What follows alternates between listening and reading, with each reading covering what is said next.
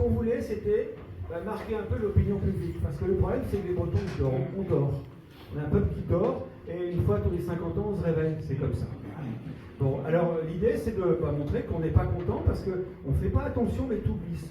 Tout glisse petit à petit sur plein de questions. Donc, il y a 12 associations là, qui ont organisé ça. Aujourd'hui, eh bien, on annonce qu'on se constitue en collectif. On va appeler pour l'instant le collectif du 1er juin.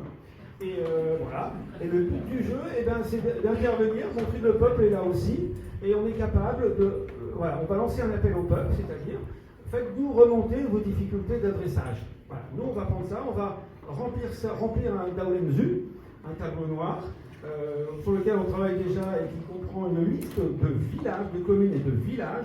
C'est un travail de fou, mais on a ces éléments-là où on est en passe de les avoir. On aura un tableau informatisé et on va le remplir petit à petit, etc. On va demander aussi aux Bretons, dans chaque commune, est-ce que les gens sont intéressés de représenter un peu le collectif pour voir un peu quels sont les problèmes qu'il y a dans cette commune. Voilà, on va y aller aussi. Il n'y a pas de raison, nous doute que ça marchera. Et puis après, ce qu'on va faire, c'est qu'on va serrer un peu rapidement quelques communes où on a fait n'importe quoi. On va prendre rendez-vous avec le maire, avec la poste aussi, parce qu'il n'y a pas de raison, si l'adressage a été préparé par la poste, et on va voir comment est-ce qu'on peut remettre les choses en état. Voilà, réparer. Alors on est prêt à faire les manifestations, on peut faire une manifestation comme on a fait à, comment dirais-je, à Telgruc-sur-Mer en 2019, après on s'est un petit peu endormi. Mais voilà, on va reprendre ça, quelques manifestations, quelques communes comme ça sur lesquelles on peut travailler, c'est quelque chose d'important. Puis on est au niveau médiatique, on va être extrêmement aussi présent. Et puis, on demande aussi en attendant un moratoire sur la loi 3D. On arrête. On arrête de remplir, je dis, parce qu'on est sûr de rien, parce qu'on fait tout et n'importe quoi. Il n'y a pas de contrainte. Donc il faut arrêter. Voilà, c'est tout. On demande aux communes d'arrêter. Il y a peut-être des choses qui sont encore dans les tuyaux, pas encore votées. Nous demandons, on arrête. Voilà. Les communes, évidemment, ont la main, elles font ce qu'elles veulent. Mais voilà, on est sur cette dynamique-là, même si on sait que c'est extrêmement difficile parfois de faire bouger les gens, mais en tout cas, on n'a pas d'autre solution que d'intervenir en tant que société civile, peuple breton, dans cette histoire de jeu institutionnel, où ça se passe un peu au-dessus de nos têtes, où les communes sont extrêmement en difficulté, elles sont faibles, et donc elles externalisent un petit peu ce travail-là. Et puis bien souvent, on propose aussi un nom de liste, ça se passe comme ça. La personne arrive, c'est pas toujours la poste d'ailleurs, avec un nom de liste, voilà, j'ai tant de noms de lieux à mettre, de voir. J'ai un listing de noms, voilà ce que je vous propose.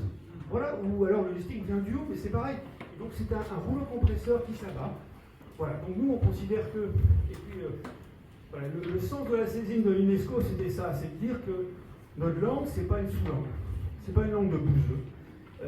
Elle a droit à une égale dignité et il faut la protéger. Et un seul nom de lieu en breton qui dégage, c'est un lieu de trop. Donc nous, on refuse ça et on veut une régularisation massive. Ça prendra peut-être 10, 15, 20, 30 ans peut-être, mais en tout cas, on va faire ce qu'on peut. Et on va se retrouver une nouvelle fois dans 6 mois, voilà, pour faire le bilan un peu de tout ce qu'on aura fait. Puis on interpellera à nouveau les responsables politiques, etc. Enfin, on va faire ce travail-là, qui est un travail un petit peu de fou, de longue haleine. On espère que les services de la région aussi vont nous aider, parce que c'est vrai que l'OPAP fait déjà un gros travail, que l'information va bien circuler, parce qu'il faut que les élus, notamment à la région, les services de la région, le peuple, les associations, les services de l'État, les entreprises comme la Poste aussi, soient au diapason. En tout cas, on va essayer de faire ce gros travail-là, et de démonter un petit peu cette espèce de système décisionnel qui fait que le rouleau compresseur avance sans arrêt. Voilà. Et puis on a décidé aussi, alors c'est symbolique, mais de faire une petite déclaration commune qui a été approuvée par ces 12 associations bretonnes qui représentent quand même tout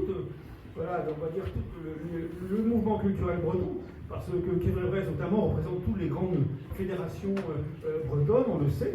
Donc voilà, donc ce que je vous propose, c'est qu'on va donner lecture, c'est Nadège qui nous fera la lecture de cette déclaration, puis on va demander à tous les responsables de ces associations de se mettre derrière elle, et puis voilà. Allez,